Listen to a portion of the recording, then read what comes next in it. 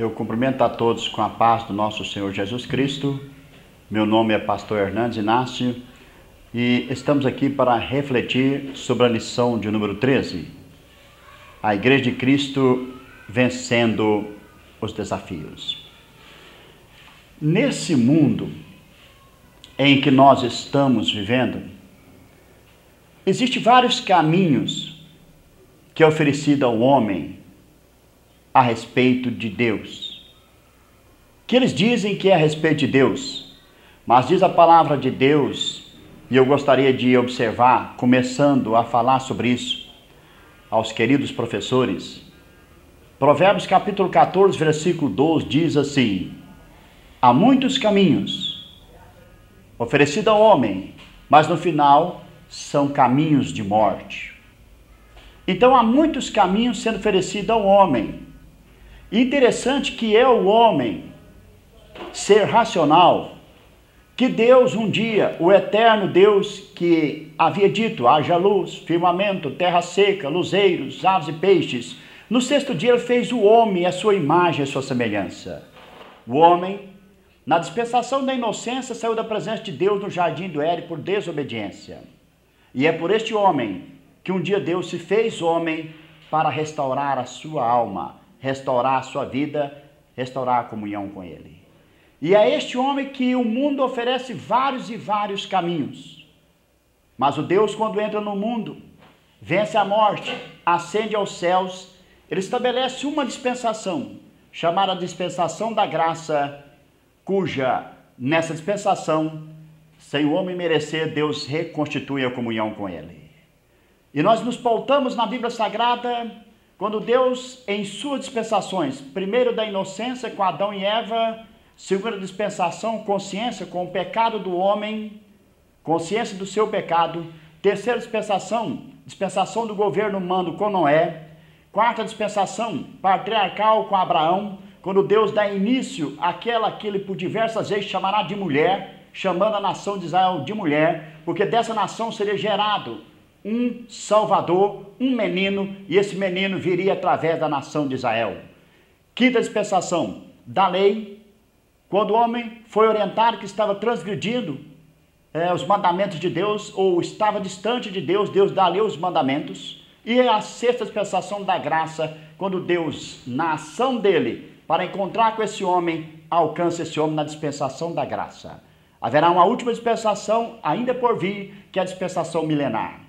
Nessa dispensação da graça, Deus estabelece a igreja. Deus estabelece a igreja. E no tópico número 1, Deus diz assim: entendendo melhor o que é a igreja. Então, na dispensação da graça, Deus estabelece a igreja. E o que é a igreja? A igreja é resultado da formatação, na sua etimologia, ao explicar o que é a igreja, na junção de dois vocábulos na língua grega: ek e ekao. Ek, chamar. Ekao, fora de. Somando esses dois vocábulos dá chamados para fora. Com relação à espiritualidade, somos chamados para fora do pecado. Eclésia, a igreja, chamados para fora. Esses chamados para fora são compostos de homens e mulheres que agora tiveram suas vidas restauradas. Esses homens e mulheres agora são a igreja.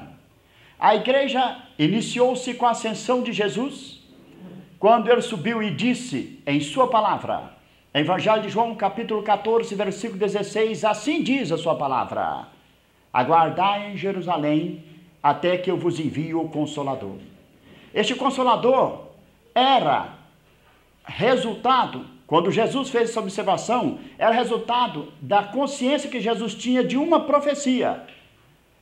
Vários livros do Velho Testamento falavam dessas profecias, mas tem uma que foi marcante. Assim diz a Bíblia, Isaías 7,14, quando Deus diz assim: e Deus entraria no mundo através de uma virgem, e o nome deste Deus que entraria através dessa virgem era Emanuel, Deus conosco. Então este Deus conosco é o Espírito Santo que Jesus encarna e disse: olha, eu vou para meu Pai. João, capítulo 14, versículo 16, mas eu enviarei o Consolador.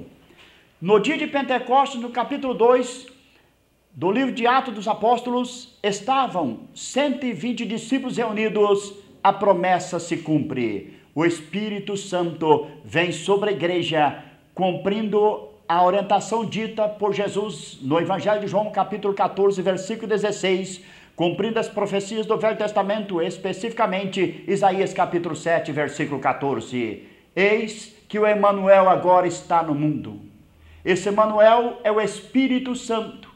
Diz a Bíblia, 2 Coríntios capítulo 3, versículo 8, que será um ministério de subexcelência, porque o Espírito Santo agora controla essa dispensação. Espírito Santo, Deus, a terceira pessoa da Trindade.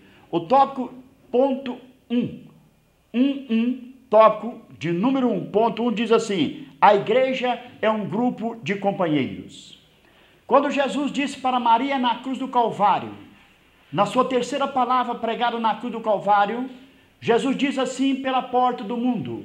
Jesus diz assim para aquela que o gerou, quando ela chorava aos pés da cruz do Calvário. Assim diz a Bíblia, em João capítulo 19, versículo 26 e 27, quando Jesus disse: Maria, eis aí o teu filho, eis aí a tua mãe. Jesus estava dizendo àquela mulher que ali está sendo estabelecida uma nova família. Além de Jesus estar encerrando o ministério de Maria aos pés da cruz do Calvário, Jesus estava falando de uma nova família que foi estabelecido na cruz do Calvário. Esta família é a igreja. Que quem entraria na igreja seria aqueles que seriam resgatados. E Jesus na cruz do Calvário, em Lucas capítulo 23, versículo 43, disse assim para um homem perdido: em verdade, hoje estarás comigo no paraíso. Jesus resgata o homem, Jesus restaura o homem e coloca o homem dentro da sua igreja, separado deste mundo tenebroso, separado deste mundo que jaz no maligno, e coloca ele como família de Deus, como foi mostrado a Maria em João 19, versículo 26 e 27. Esta é a igreja. E o tópico 1.2 diz: a igreja é comparada a um corpo. Este corpo, irmãos, tem vários membros, cujo cabeça é Jesus de Nazaré. Colossenses capítulo 1, versículo 18, cujo cabeça é Jesus de Nazaré. Este corpo se constituiu na igreja, e esta igreja foi vista como igreja quando ela se organizou, quando ela passou a ter uma administração, quando ela passou a ser administrada eclesiasticamente. Ela se organizou de uma forma organizacional, ela teve uma organização, liderança constituída, ela passou a ter conceito na sociedade, ela cresceu conceitualmente, ela passou a crescer e ser vista numericamente, e ela passou a desenvolver a consciência de que ela estava aqui para servir. Então a igreja estabelecida como corpo, ela foi vista organicamente, conceitualmente, numericamente, e ela foi vista como uma sociedade que servia a sociedade. Esta igreja avançou, ela saiu das barreiras do judaísmo e alcançou todos os continentes do mundo bíblico, guiado através da pessoa do Espírito Santo. E aonde estava o Espírito Santo nessa igreja? Tópico 1.3. A igreja é um templo espiritual. Deus, quando ele quis se fazer presente na caminhada dos 40 anos do deserto, no Monte Sinai, Deus orientou a Moisés que se construísse o tabernáculo. No tabernáculo nós vemos Deus presente através da representação do tabernáculo no Santo dos Santos, onde estava a Arca da Aliança. Quando Salomão construiu o primeiro templo, foi transferido a Arca do tabernáculo para o templo construído por Salomão. Ali estava a presença de Deus. Agora a arca no templo construído por Salomão. O templo de Salomão foi destruído, mas veio Zorobabel após o regresso do cativeiro babilônico, juntamente com o sacerdote Josué, e reconstrui o templo de Salomão, o segundo templo, onde a glória de Deus foi maior. Depois, O templo é destruído novamente e vem Herodes e constrói um terceiro templo. Esse terceiro templo na época de Jesus. Jesus disse: destrói esse templo e eu reerguerei em 3 dias. Algo que parecia impossível. Contudo, a explicação está aqui no tópico 1.3. Quando Jesus morreu e ao terceiro dia ressuscitou, Jesus de Nazaré veio habitar no templo construído por Deus. Não em templo feito por mãos, mas no templo chamado você, fiel, você, aluno, você, professor, você, superintendente, você, igreja do Senhor Jesus Cristo. Assim diz a Bíblia. 1 Coríntios capítulo 3, versículo 16, dizendo a Bíblia que agora o Espírito Santo de Deus, ele habita em você, que é morada do Espírito Santo de Deus. 1 Coríntios 3,16, ele habita em você, que agora é santuário do Espírito Santo de Deus. Isto precisa ser enfatizado aos alunos, para que eles compreendam que eles são agora o templo construído pelo Espírito Santo de Deus, nessa dispensação chamada dispensação da graça. Tópico número 2, o fundamento, a missão e o futuro da igreja. Preste atenção, professor. Que fundamento é esse? Por que você está aí como igreja? Por que eu estou aqui como igreja? Nós estamos aqui com 3 funções basilares. Que funções basilares são essas? A função de proclamar o reino de Deus, a função de ensinar sobre o reino de Deus, e a função de servir como reino de Deus. A palavra de Deus, ela foi revelada em 3 línguas originais: a língua hebraica, aramaica e a grega. E na língua grega, essas funções, as palavras que definem essas funções é querigma, diatike e diaconia. Essas são as funções basilares da igreja na face da terra: proclamar o evangelho das boas novas, ensinar o evangelho das boas novas e servir como igreja nessa dispensação da graça. Essas são as 3 funções basilares da igreja. Tópico de número 3 diz assim: a mulher, a política e a disciplina na igreja. O tópico número 3, irmãos, ele fala da mulher, da política e da disciplina na igreja. São os assuntos que ainda são difíceis de discutir com alguns cristãos. Muito difícil. Tudo porque alguns perpetuam os conceitos preconceituosos. Muitos têm preconceito com o serviço da mulher prestado na igreja. Muitos têm preconceito com os políticos atuando e servindo a Deus dentro da igreja. E muitos têm preconceito com relação à disciplina dentro da igreja. O que se trata disso?